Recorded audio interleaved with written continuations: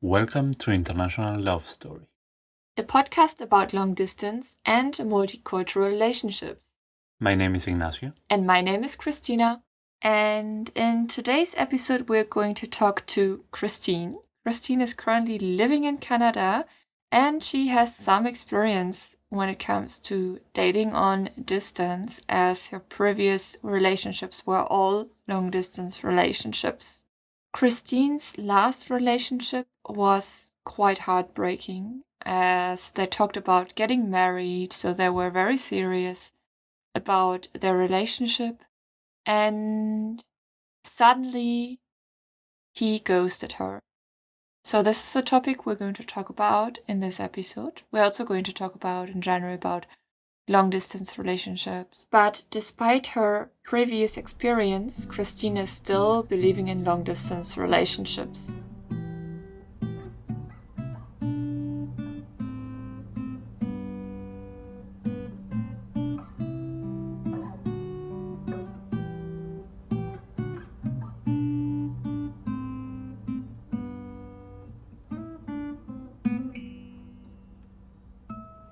So, welcome, Cristin. Thank you so much for being our guest today. Hey guys, thank you so much for having me. It's nice to be here.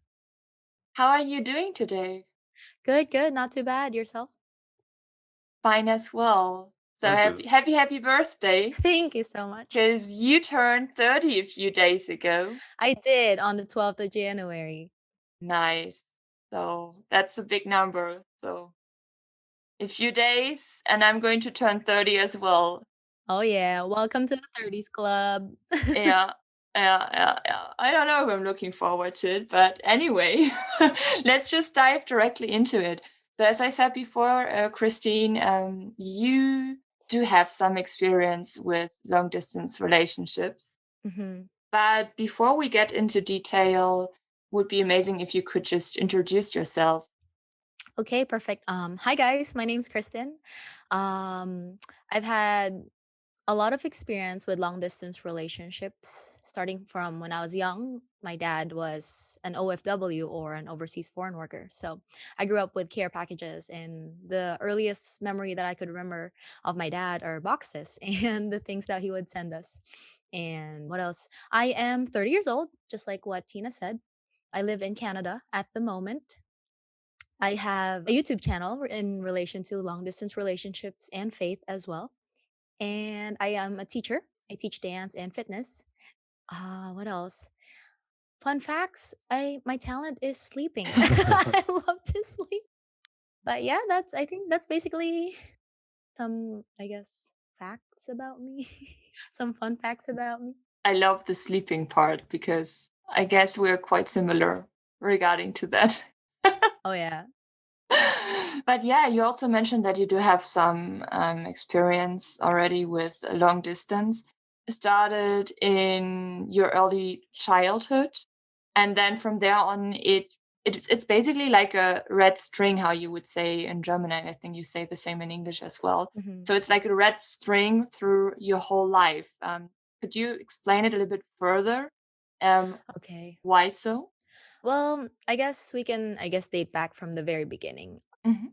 Growing up with a family with a father who had to always be abroad, it was kind of always a part of my life. Like, the distance has been always present, Mhm. even during the times when the internet wasn't readily available, when letters were the thing and telephones were the thing. Even growing up, like, I had to migrate to different places. I actually, if you don't already know, I grew up in the Philippines. I was born in Saudi Arabia. And then during my middle school and high school years, I had to migrate to the US and study there for about 5 years. And then went back to the Philippines and then migrated again to Canada after college during the time that I was working already. So I've always been in different places. And with that being said, and with that in mind, distance has always been there, relationship wise, friendship wise, or even family wise. Sometimes even my sisters, they would travel and live in a certain country for certain years. So there was always like somebody missing in the family. But I do recall a moment in time where we were all together, all five of us.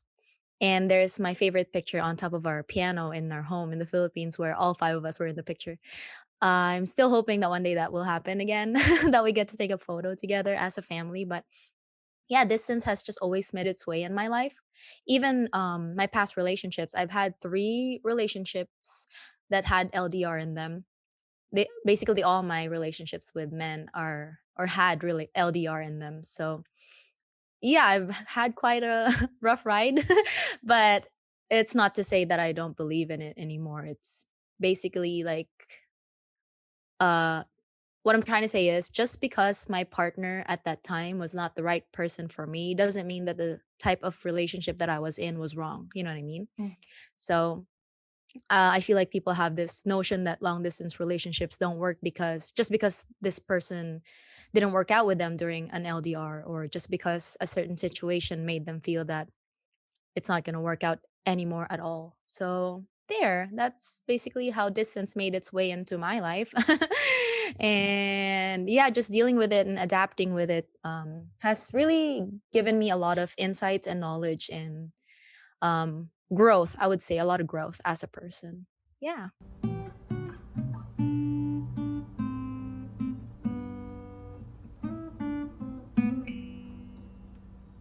Do you feel you can adapt to distance?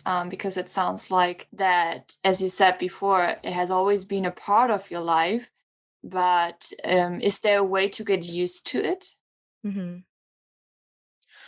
to be honest, when I first had my long distance relationship with my very first boyfriend, that was in high school. So I met him in high school and I had to fly to back to the Philippines and I just graduated from high school. So I was about 18 years old.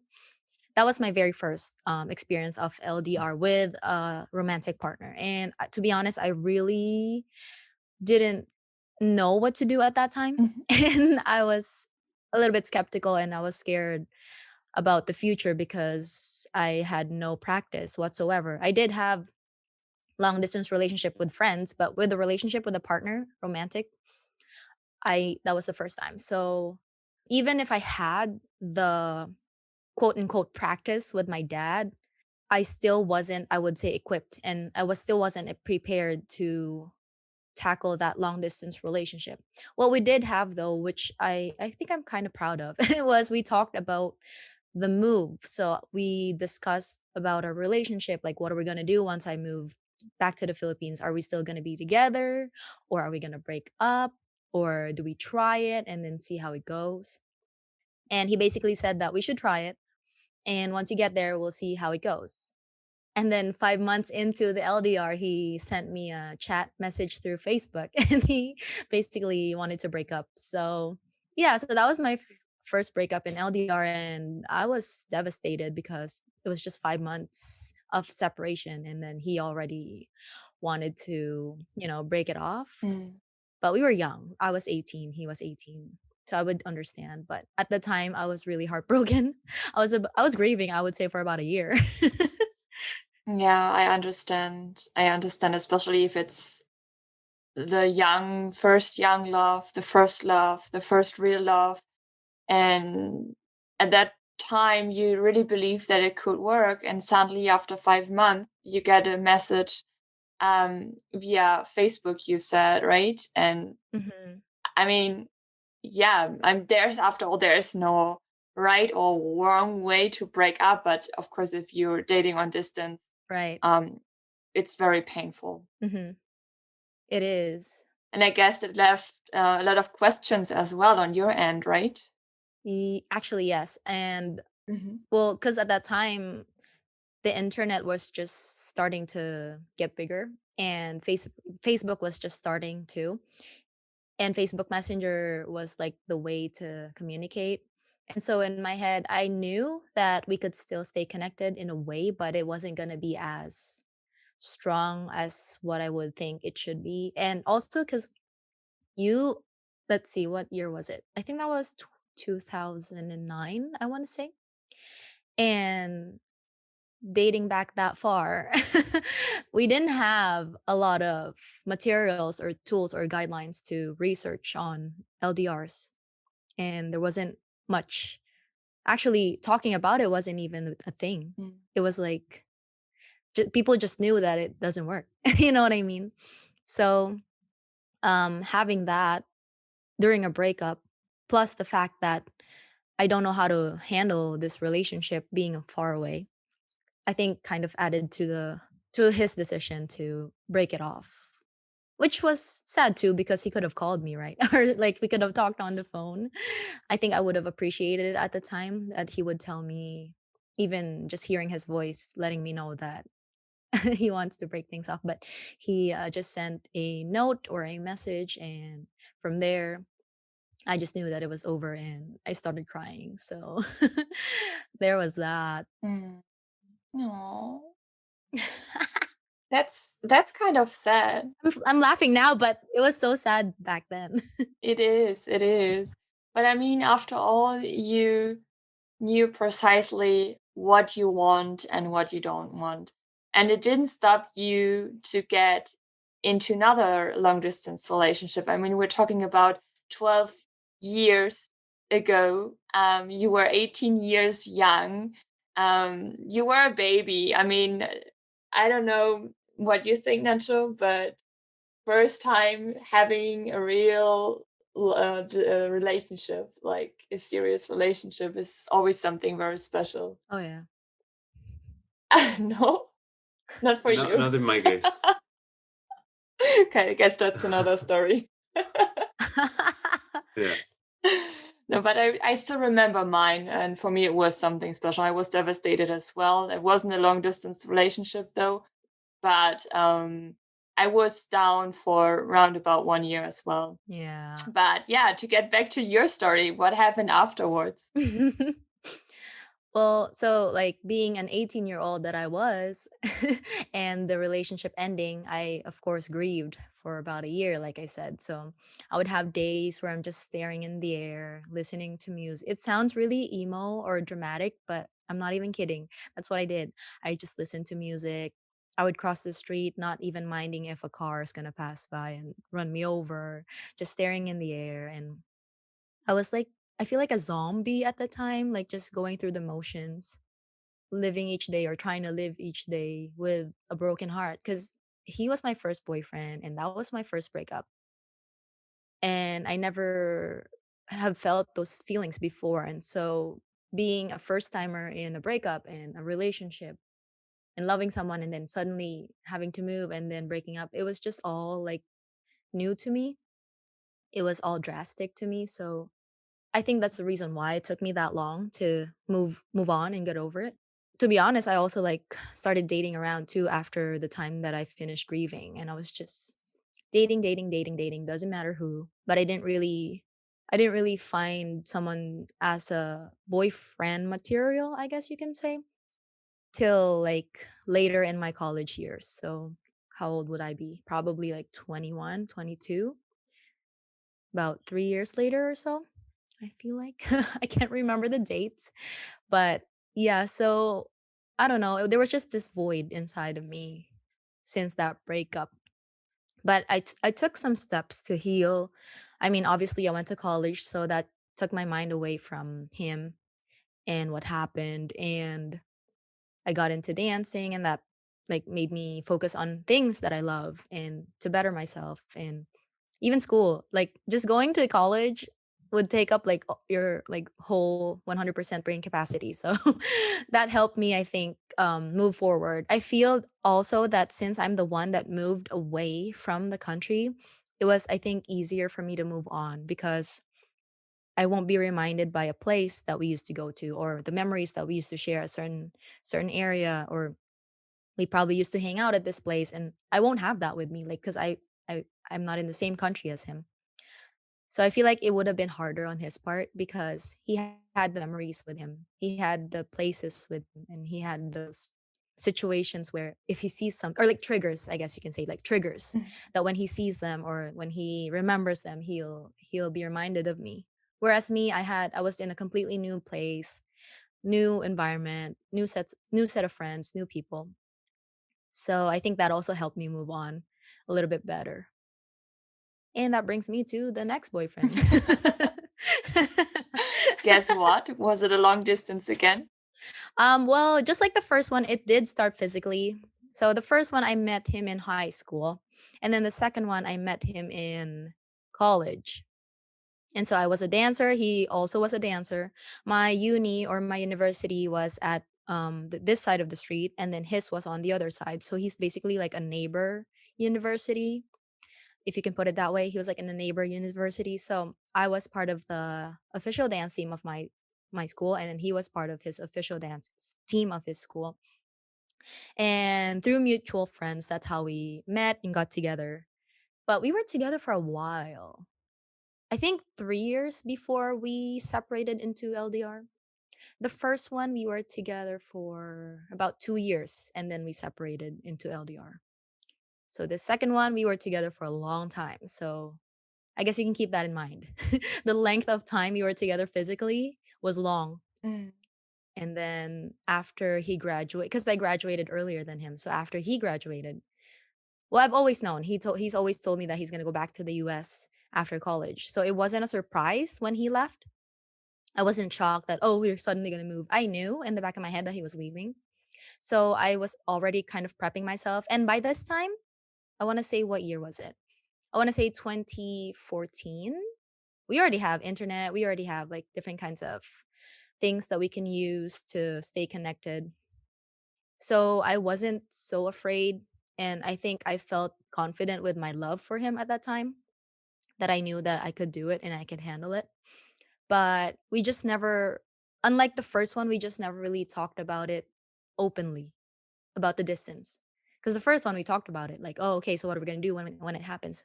With this one, with the second one, we never really had a conversation where we sat down and said, okay, you're moving. So what are we gonna do? What are the steps we're gonna take to keep this going? What are we gonna apply so that we can try to maintain it? Or should we set up meeting or dates to meet up so that we can see each other still? So we never had that, like none. Mhm.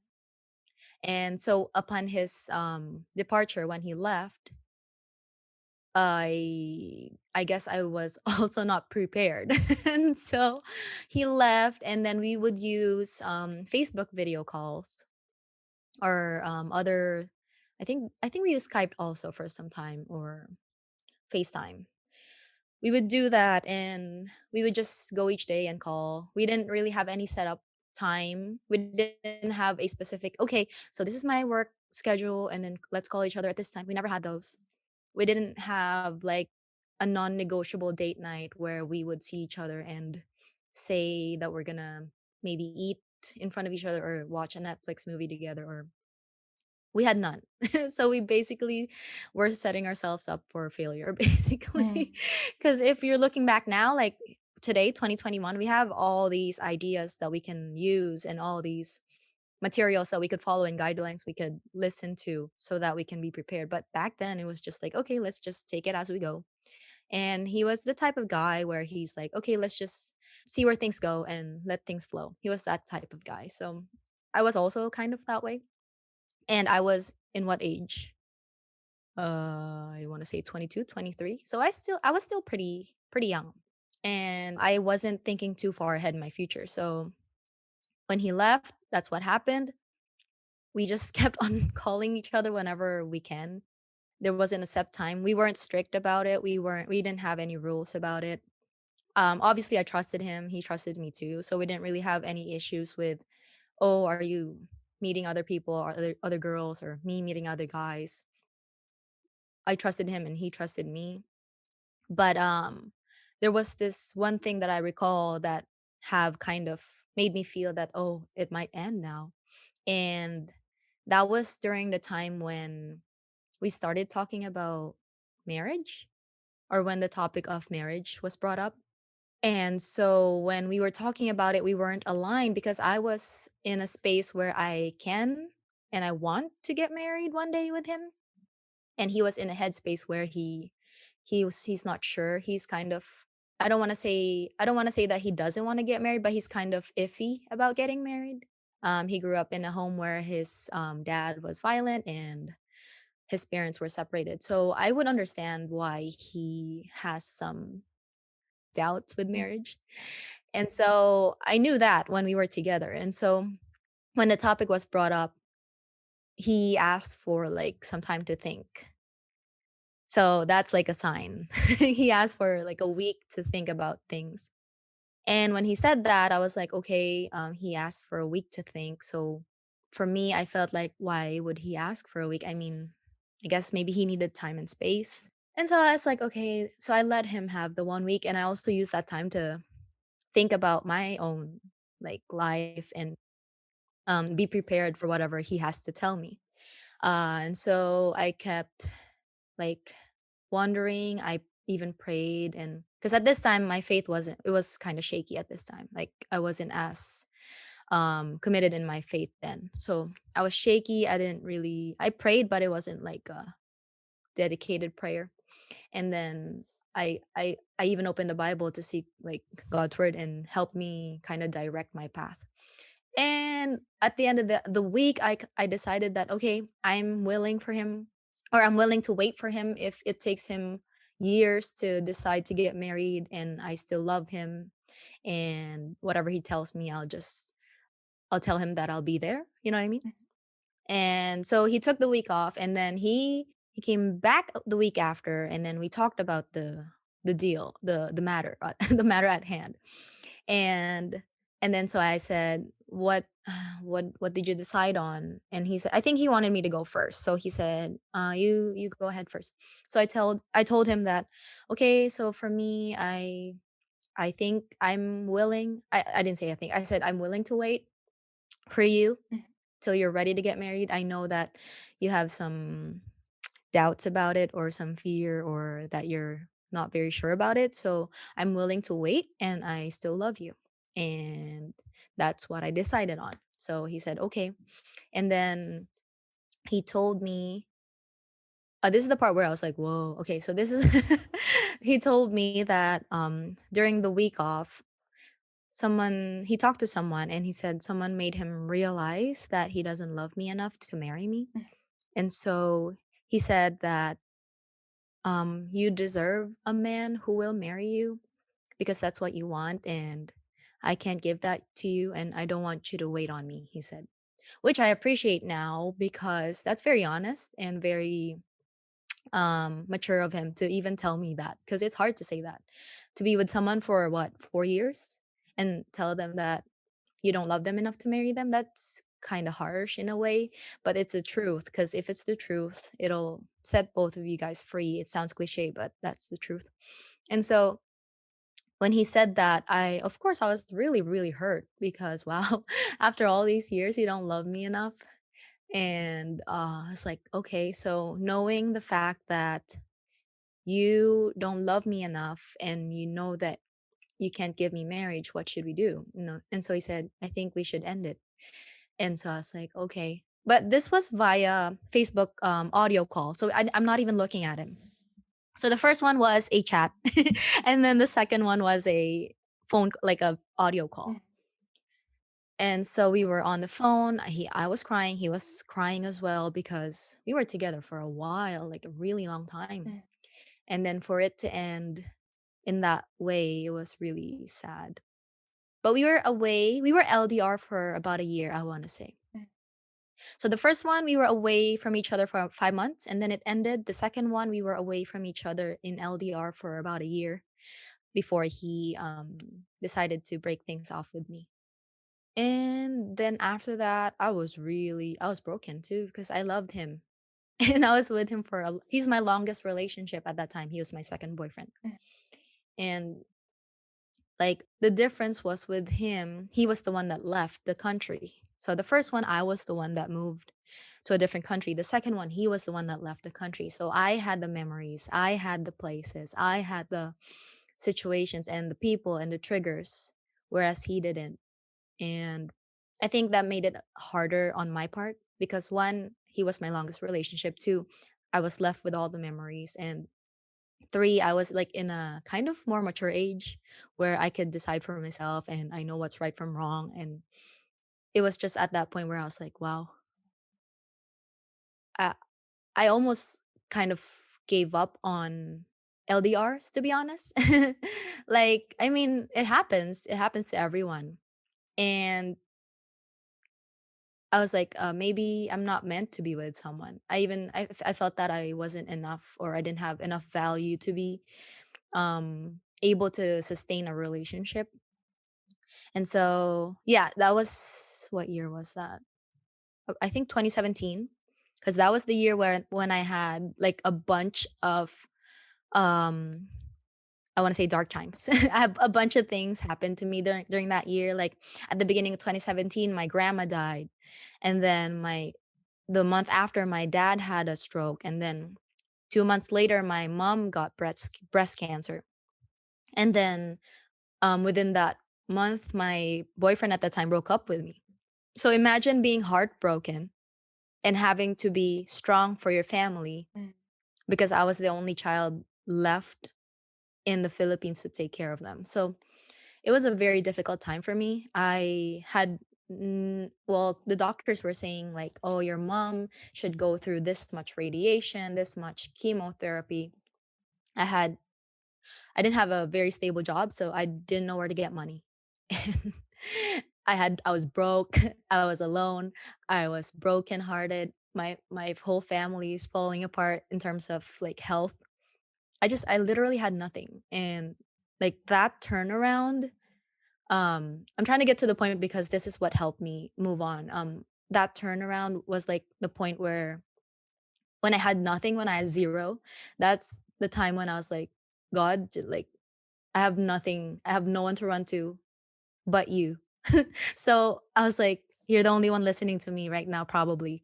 And I don't know where else to ask help from. And so I prayed. I was like, Lord, I don't know where to go. You're the only one I can run to. And if you're listening to me, if you're real, if you're out there, help me or heal my mom at least, or my dad. And if you do that, I'll follow you and I'll surrender my life to you. Stuff like that. So that was really bold to say.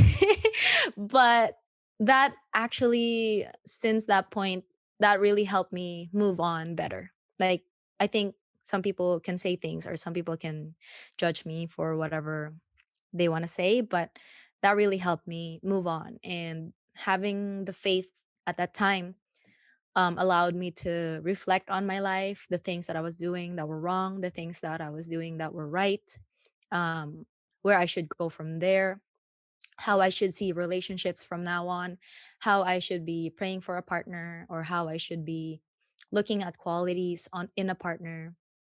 And it also allowed me to, like, having the faith that I had, it allowed me to not judge long distance relationships.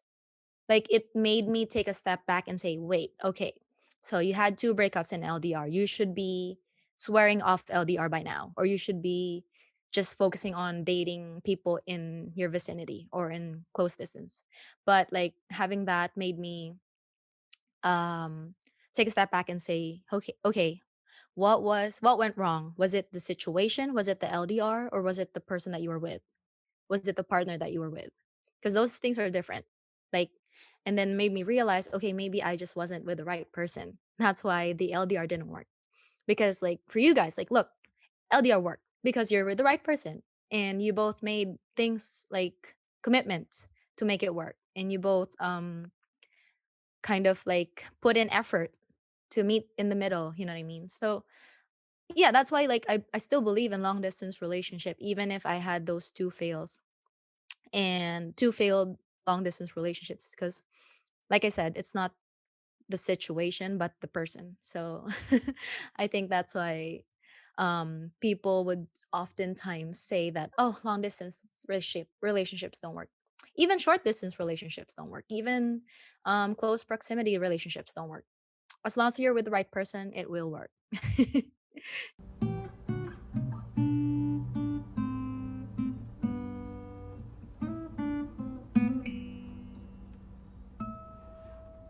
Yeah, Great. thank you for coming to my TED talk. No, I love the fact that you had the ability and the moment where you lost faith, first of all, to find a way to communicate it, to communicate your fears, and in return you got something back, and this is where you realized, okay, maybe I have to put myself in another position. So you put yourself in a neutral position. So you put yourself Mm-hmm. somewhere where you would just observe things and Yep. try to, and I mean, of course it was hard, but you tried to not to take it personal, that it didn't had anything to do with you, just had to do with the fact Exactly. that things just developed not only in your long distance relationship the way they did, also family wise. Mm-hmm. I hope your family is okay and everything just went fine afterwards and everything just developed and the way you wished for it to develop.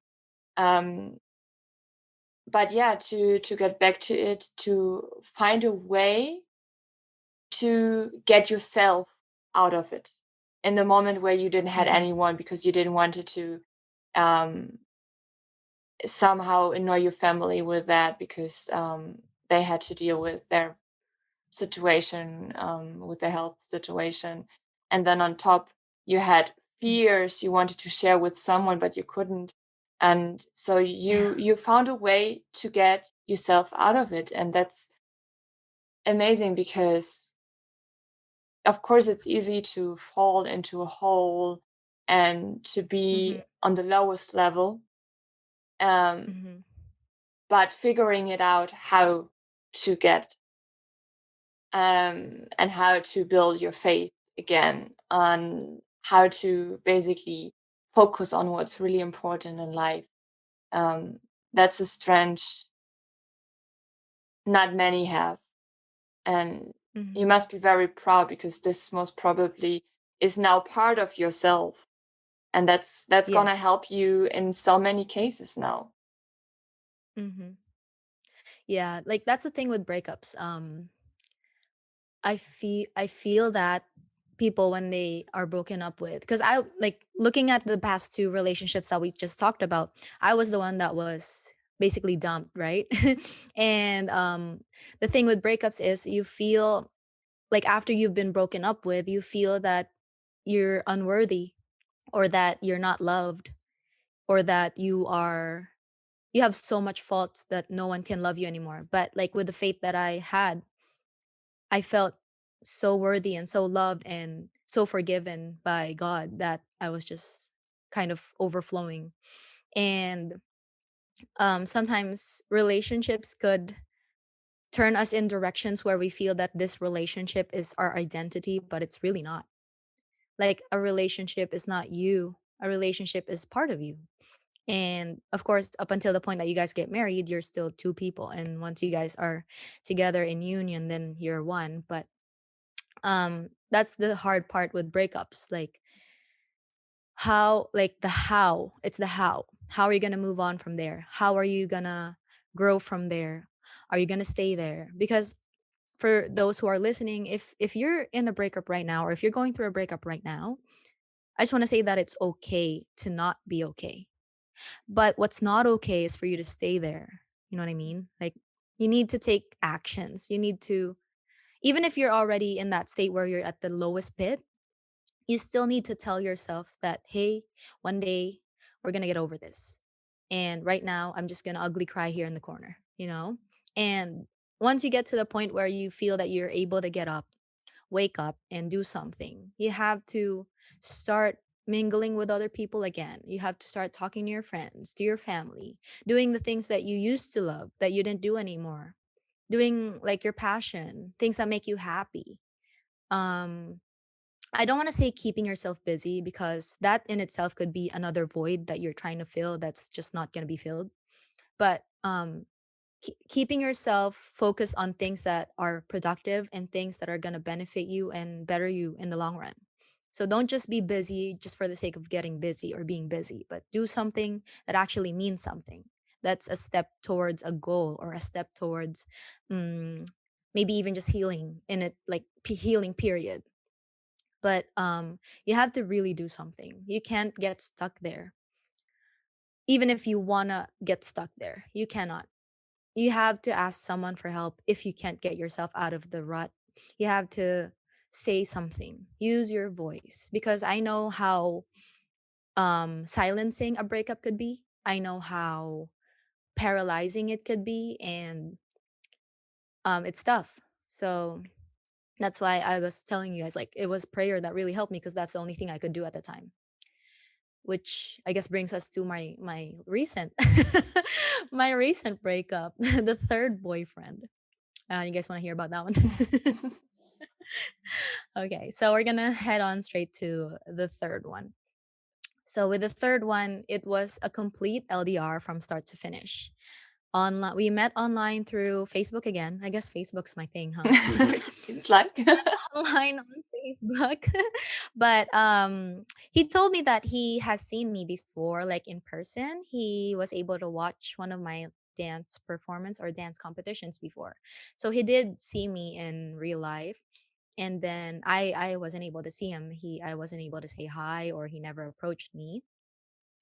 And so when I migrated from the Philippines to Canada, I kind of left or ignored or kind of just put aside the guys that were trying to, I guess, go out on dates with me when I was there. So I just forgot about it. And he was one of them. Like, he messaged me before, and he asked if we could go out on a date. Um but we it just never pushed through. And so anyway, coming here, he just messaged me randomly one time. And then he started talking to me, and at that point I think I was in a sad phase again. I was depressed because I moved again, yet again, to another country that I had to adjust myself again, start from zero, had no job, had to depend on my sister. So basically I had nothing and no friends even. So being in the place where you are lonely and you're sad and depressed because of all the things that are happening in your life, kind of allows vulnerability. So when someone approaches you during a point or time of vulnerability, it's very easy for you to allow it, you know? So like if you're in that state that you're weak, it's easy for you to allow people in your life to let them do whatever they are going to do. And so if I probably wasn't in that state, I probably wouldn't have been talking online to other people. So that's just a little background. But so he talked to me, and he was consistent in messaging me every day. He would talk to me, so I felt a little bit of happiness, at least, from his conversations, and I would respond to him very timely, and sometimes immediately if I am free and I'm holding my phone. So he, I believe, did that for, I want to say, few months before he actually told me that he wanted to ask me to be his girlfriend. So he was consistent every day, online, calling, video call, chat, name it, he's doing it.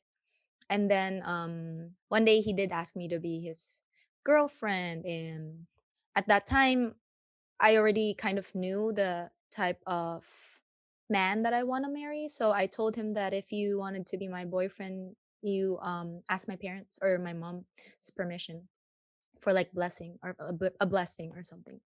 Because in our culture, like Filipino culture, it's part of being with someone, like just basically asking for a blessing from parents. So I told him to do that. He did that. He talked to my mom talked to his mom, but he wasn't able to speak with my dad, but he was able to speak with my mom. And so that went down, and it was good. We were together.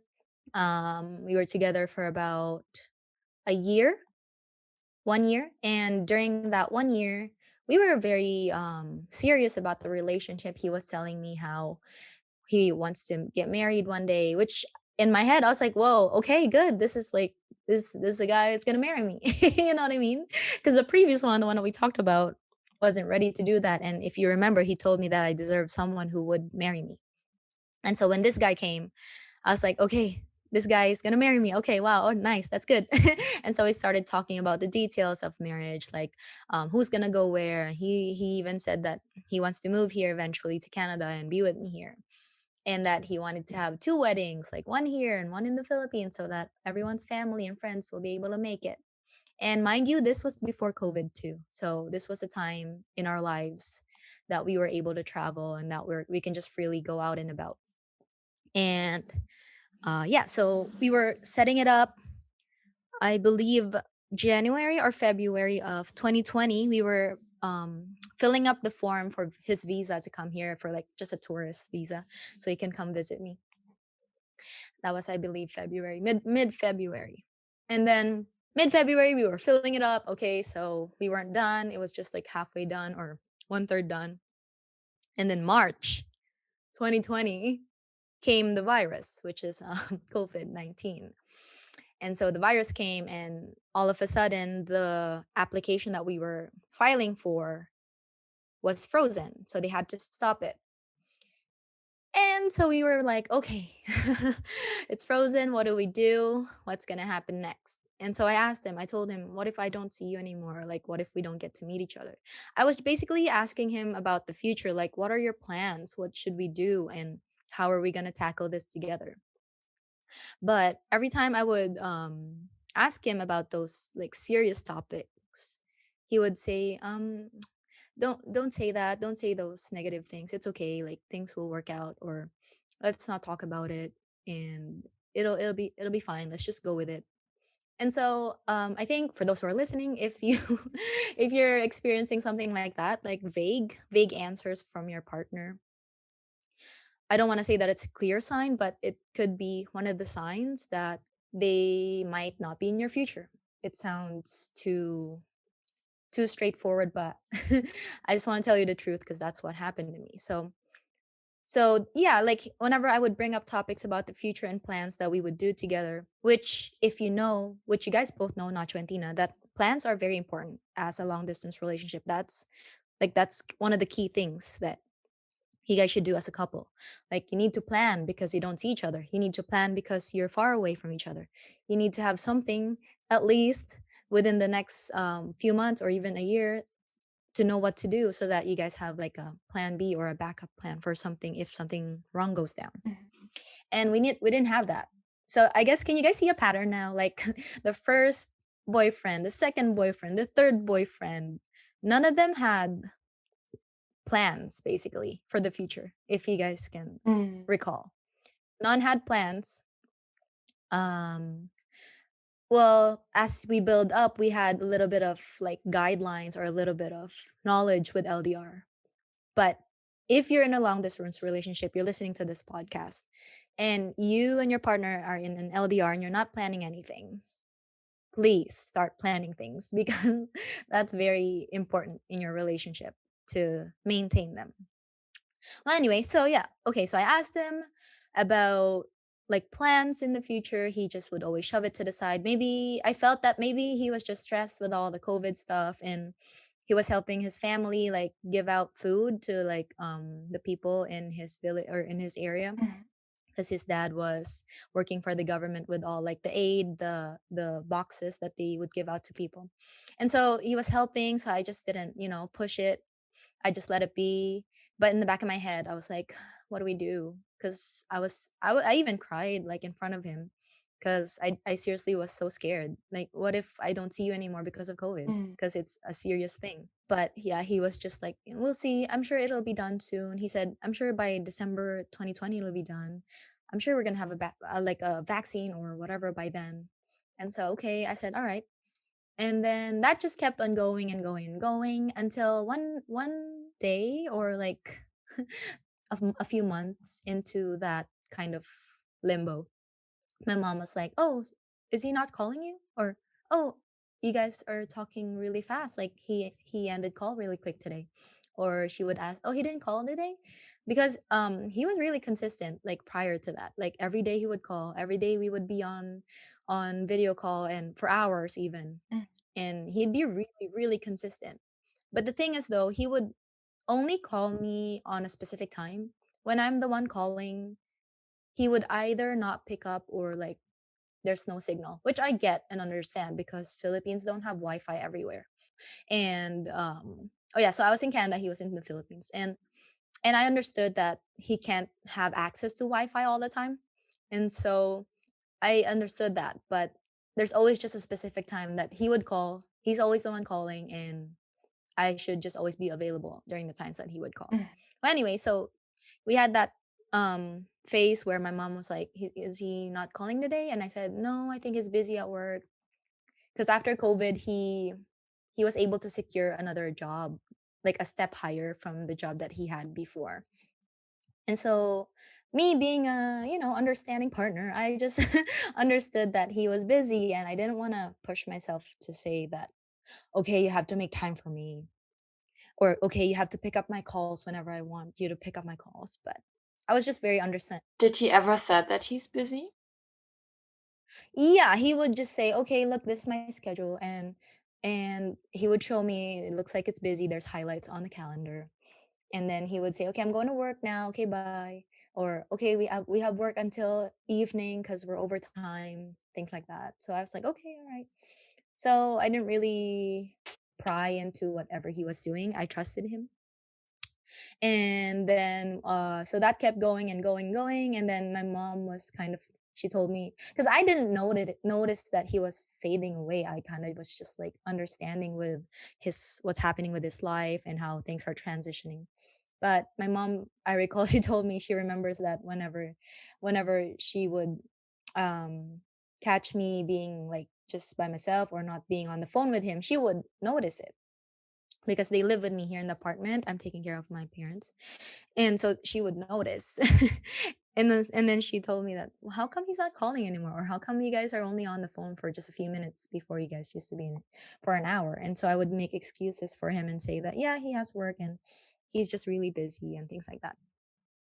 Okay, so that kept happening. And then one day we were talking about him coming here because of course, we were preparing to get married. We were wanting to have a wedding and things. So we were talking about how he could come here despite COVID. Mhm. Mm. And so he mentioned something about him and he said he's going to suggest to his family to come here as a family to do like a visit so that they are all here when we have the wedding. Mm. And it'll be just like probably 2 weeks or whatever. And so I said, okay. He's very close to his family. So he would always make decisions that are related to his family, or like he would always seek them and ask them if a decision is something that they all agree on.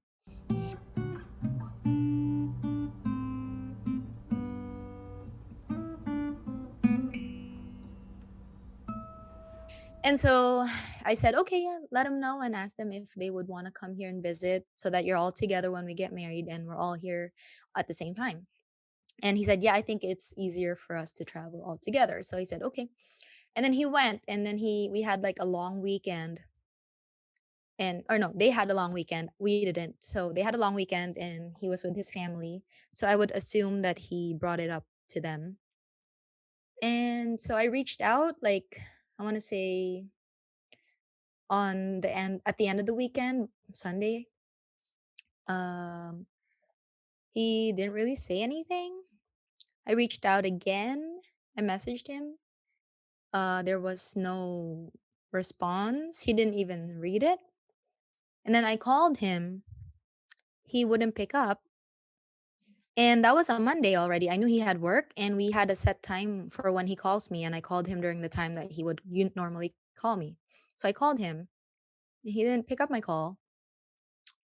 And so I was like, okay. So I just let him be. Maybe he's busy, and maybe he had like a really, really long weekend with his family that they had a lot of like maybe they were tired or something. And so I tried again the next time. I messaged again to ask, hey, what's up? Like, what's going on? Why are you not responding? And then I called again on the same time that he would be calling me. He didn't pick up again. And that went on for like a few days, probably 3 days. Mm. I was like, this is so odd because he would never not answer my call. He would never not respond even. I guess he would have times that he won't answer my calls, but he would always chat me or message me and say, "Oh, I was busy doing this," or "Hey, like I was just whatever outside." But that time he never picked up. He never responded to my messages. Mm. And so I got anxious and I was like messaging him like, "What's going on? What's wrong? Did I do something? Did I say something?"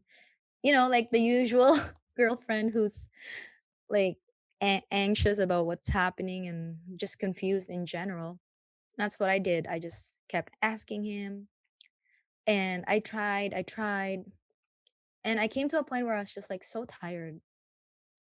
So I gave myself like a deadline, like if he doesn't respond to me by this date, that means it's done, Mhm. cuz I have to break up with him cuz I'm not getting anything from him. So, I think I want to say about less than 2 weeks or maybe 10 days later, I decided that on the 10th day I'm just going to tell him that if you don't respond to me, I guess I'll consider this like a as like us ending, like a breakup. And so I'll break up with you then. I even left him a message saying that, like, if you don't respond to me, then I guess I'll take it as a you don't want to be a part of my life anymore. And so the 10th day came and I messaged him. I was really nervous because I was like, okay, I wonder what he's gonna say then, because I hope he responds. And so the 10th day, I messaged him, and I left him the message. I was like, "Hey, it's the 10th day, or it's the day that I'm waiting on you, and if I don't hear anything from you today, I'm gonna just take it as that we're done, and I'll break up with you then."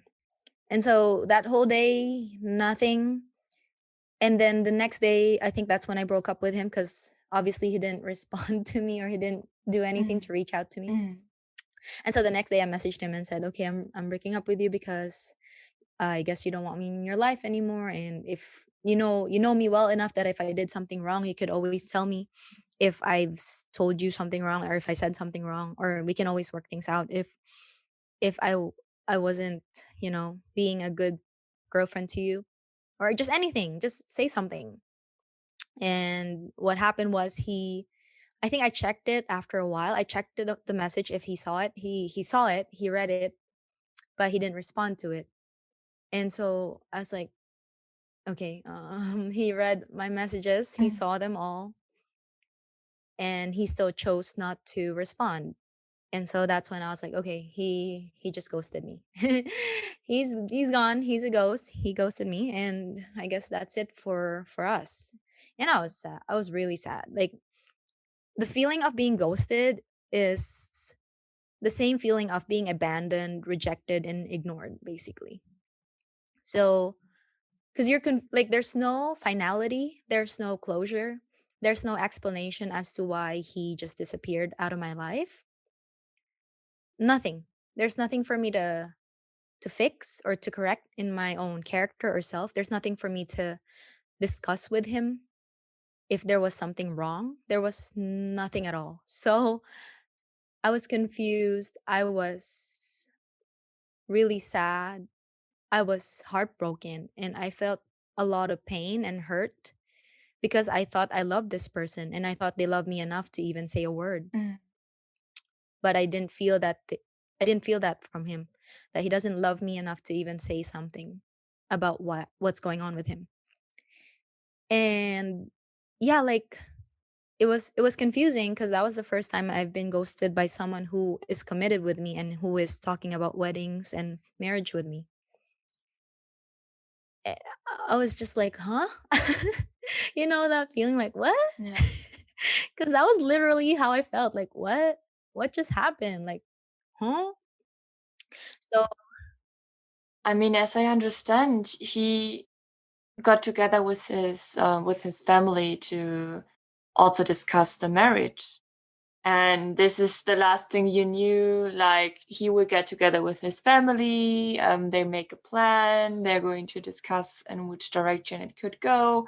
What are going to be the next steps because he's close to his family. So all good. You were excited for that. Excited to get a response from him. How this weekend was. What his parents said was what his family said in general. And he wouldn't just say anything at all. Nothing. And what can possibly the explanation for that be? There. yeah, like, that I didn't wanna assume that it was his family's choice to for him not to be with me, but I guess from what we can gather, it may have had a factor. 1, COVID may have been a factor. 2, him being away from his family was probably not an option because they're very, very, very, very close. And then three, I don't know, maybe I did something that he didn't like.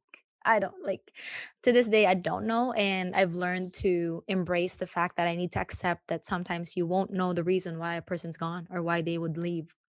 That sometimes you just need to accept that it's over and take a step forward from there. Because without you addressing the wound that you had at that moment, if you just disregard it, that wound's going to grow. So if you right now you're listening, you've been ghosted, someone's ghosting you, or like you love someone and they just left you, or they just dropped you out of their life, you have to embrace and accept the fact and understand that it's over. And from there, that's going to help you heal better. One of the things that also helped me move on was to voice out what happened to me, my breakup. I did like a really intimate post on Instagram about my breakups, and I explained there what went through. I broke them down, like the first one, the second one, and then the third one. And me just posting that felt so liberating. Like, wow. Because I'm not sure about you guys, but ghosting is a very touchy subject to talk about. Not a lot of people who have been ghosted by someone would be very willing and open to talk about it because they were the ones that were left behind, because it's a hard subject. And sometimes people would feel, I guess I want to say insecure, but maybe also um afraid to admit that they've been ghosted. But there's really, like, there's nothing wrong with being ghosted. It's okay to be ghosted. There's nothing shameful with loving someone genuinely. If anything, it's more shameful on the side of the one that left because they decided to just drop you without saying a word.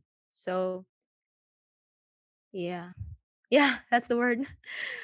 It's like you're not mature enough to face it, to talk to me about it, to have the courage to discuss the issue. And it sounds immature that, okay, I'll just leave you because that's the easy route to go. I won't have to see you crying. I won't have to have to explain myself, or I won't have to hear from your side. You know what I mean? Yeah, that's a good word, coward. That's a good word to describe. It's crazy to think about what could have gone through his head, Hmm. though, to be accepting of the fact of ghosting, Hmm. of that he ghosted you and live with it. Yeah.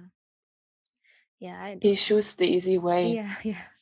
It is the easy way because he can just shut his phone or not get messages from me and it'll be done and over with. Yeah. So, Yeah. and it was purely online. So he never met me on in person, you know? Like he saw me, but he never Yeah. actually got to hug me or hold me or kiss me, you know? Mm. So, I just, I don't know. I couldn't find a word for that. mhm, Um, but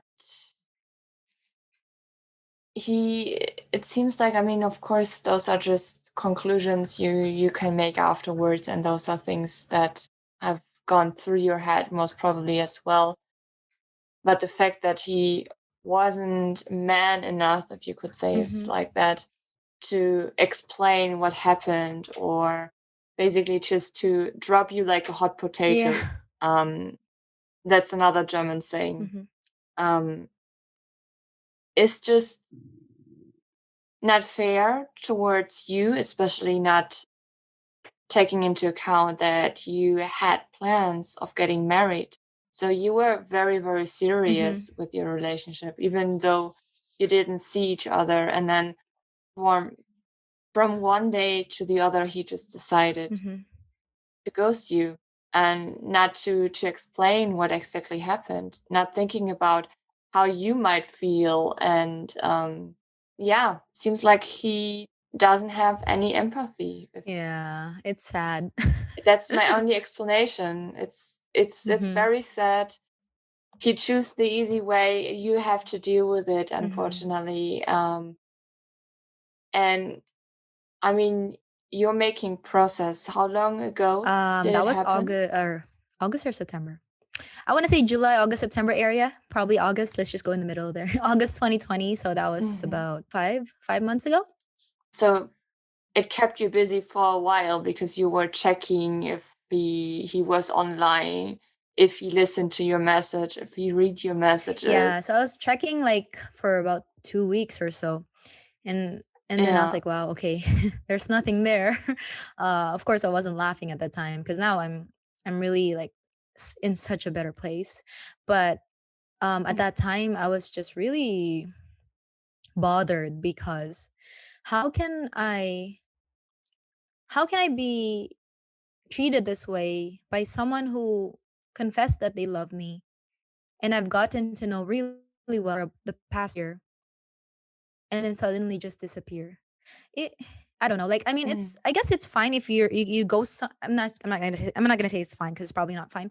But I guess it's more manageable if you've been ghosted after 2 dates, or if you've been ghosted after just talking for I don't know 3 days, or if you guys are just getting to know each other and then suddenly they're gone. But to be with someone who's Mhm. committed to you in a relationship with you, who asked your parents for permission, who prepared marriage with you, who is getting ready to move in with you, and to be dropped suddenly, that was just, huh? you know, like how? Unexpected. Like Yeah, of where did course. it come from? Mm. Because I mean, I get Mm. it if you just started dating and then suddenly the guy or the girl chose not to respond anymore. That's more manageable and I guess more forgiving. But to be with someone you've been with for a while, and you have plans with, Mm.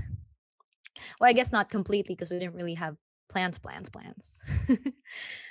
But yeah, it's amazing how I never realized that it could happen to me, even. Like, I didn't think there would be such people or situations wherein you're already Mm. invested so much and then suddenly they just disappear.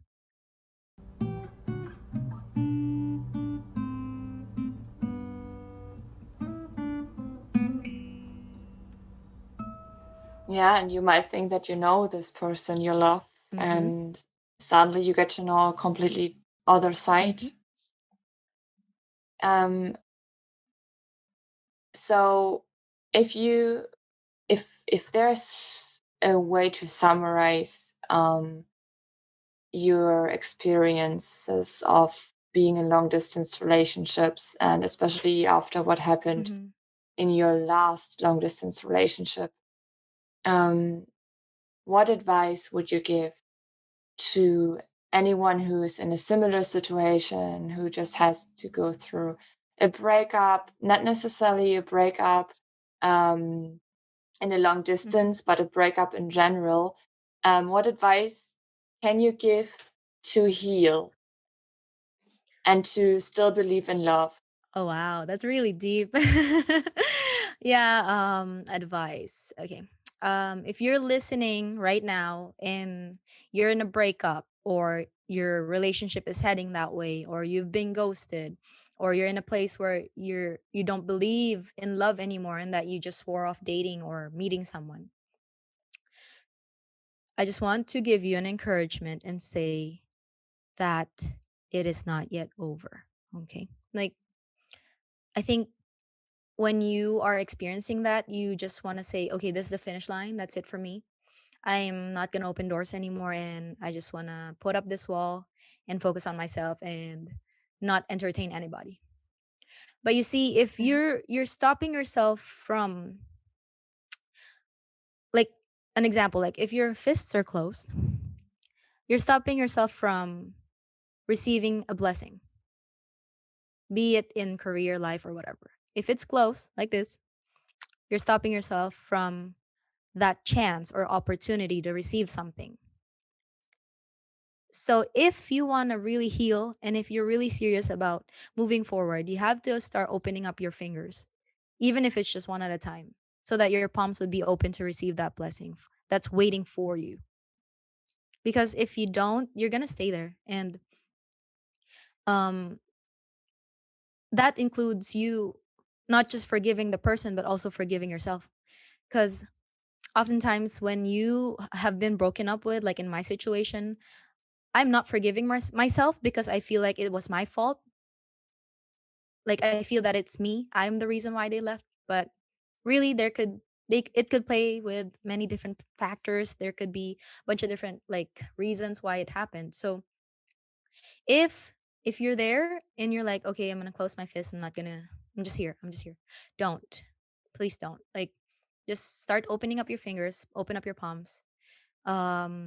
Forgive the person that have hurt you.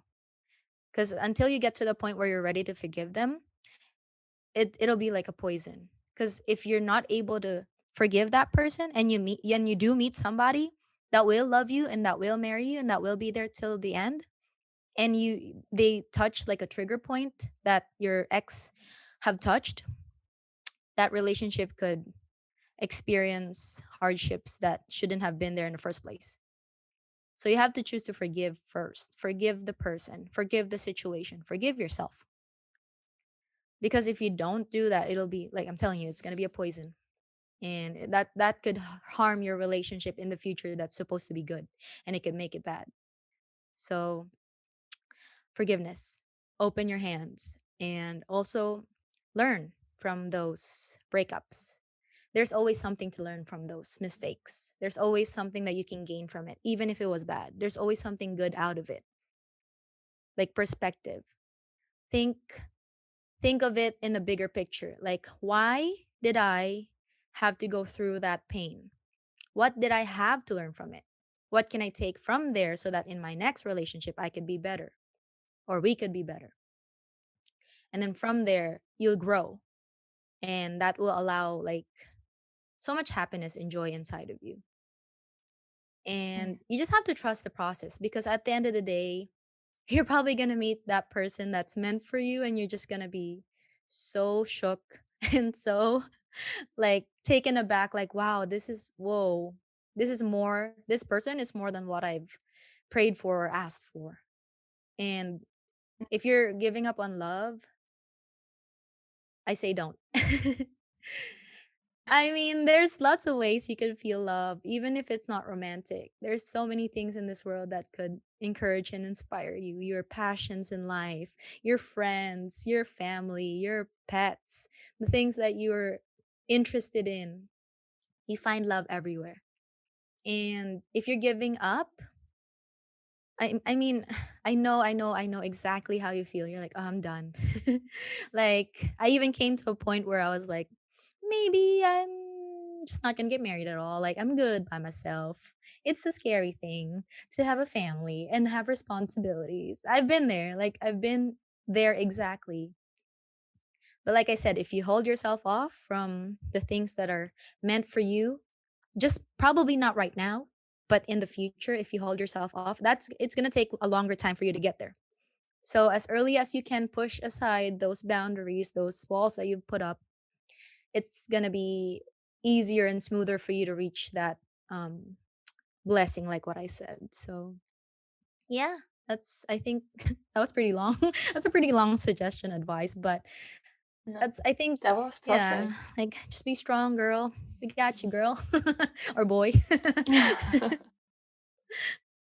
I love the example you gave with the closed fist and opening it little by little, even though if it's just one finger at a time, because after all, you're worthy of receiving love. And as you said, not necessarily love in a relationship. It could also be, I mean, yes, in a relationship with your friends or relationship with your family in general, relationship with the passion you have, and just to see those little things and also to realize that you also have to love yourself, because that's the most important, the self love, because just then you are capable of giving love and of receiving love if you love yourself, and if you're at the point where you know who you are, and where you know what you want and where you know what you don't want.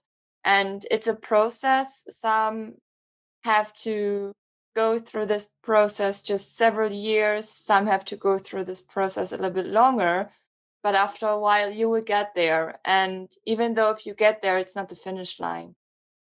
So you just constantly will work on yourself, and you will constantly work on the relationships you're having. I say relationships in plural because it's not only the relationship with yourself or with your partner, the relationship in so many other cases. And you improve, you get better day by day. And also, when you feel you're at a point where you're at your lowest, to accept help and to talk about it, because that's so important.